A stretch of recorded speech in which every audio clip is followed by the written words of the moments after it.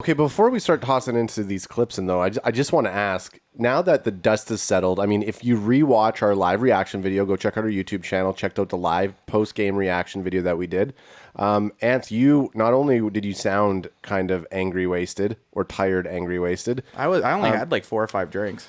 What do you feel, how do you feel, just give me your summary, how you feel about them Cowboys. I want to say, how about them Cowboys after that game? Well, I've watched a few videos. Obviously, I didn't rewatch too many of the highlights. I did watch the highlights of the game one last time, but the thing that drives me crazy right now is that everyone in a lot of people in Cowboy Nation, Skip Bayless being probably the most outspoken Cowboy talking head, is calling it a moral victory, which I think is bullshit. There is no fucking moral victories. You win or you lose. I'm mad that they lost. I'm happy that they competed, and it made me super excited for the rest of the season. I mean, I watched. I'm for whatever reason, Skip and Shannon and they're undisputed. Yeah, you can't help but watch them. I mean, it's like a car accident. Well, and that's the thing about them is because they're so too opposing, and I find something very soothing about polarizing, Skip's, right? Yeah, they're polarizing to each other. But I also find something very soothing about Skip's voice, and it's like, oh yeah, he sounds like he's a teacher or a mentor or a pastor that's talking to you as he's going through it. He said a lot of great things about it. I think, obviously, as an analyst and a journalist, he's over the top. Yeah, but I mean, again.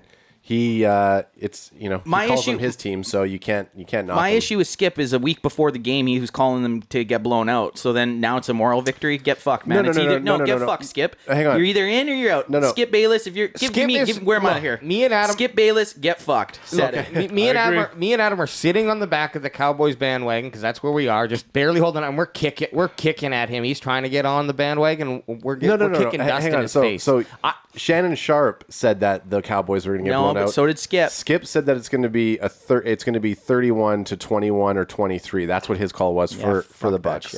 Yeah. But I do want to say before we jump off of like just a quick, I got to say I'm proud of you guys. You guys, we watched the game. You guys were into it. You passed off as Cowboys fans. And guess really what? Did. The next day when I was talking to people about the game and I was saying, we got this. I was saying we, and they're like, you were saying we. They're like we. I was nice. You don't understand. Did you show them your tattoo? Bandwagon boy. I'm gonna get a Dallas Star ink right here. Just a big, just straight up Dallas Star. The Cowboy Star. The Cowboy Star, bitch. I'm getting on my tramp stamp on the back. Just aim for it. Someone needs a face tattoo. Yeah, AJ needs and it says Jerry's guy. Instead of says tears, Uncle Jerry. Instead of tears, it's like a shooting star. Yeah. But honestly, Dak Prescott, I think we can start off just talking about the leader of the squad here.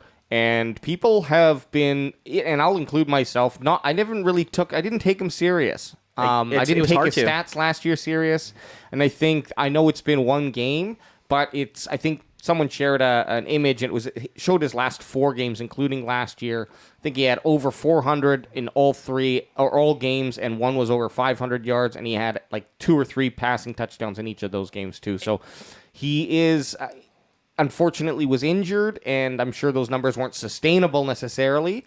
But we'll see, I guess. We'll see exactly. Like he picked up right where he left off. So yeah, I was really stoked on that. I think how many passes did they have in first? He threw 50. I think he threw 58 passes. 58 passes, but how many did he have in the first quarter? I mean, it doesn't matter, but a lot. He had a lot. That was obviously their game plan. We could go into that.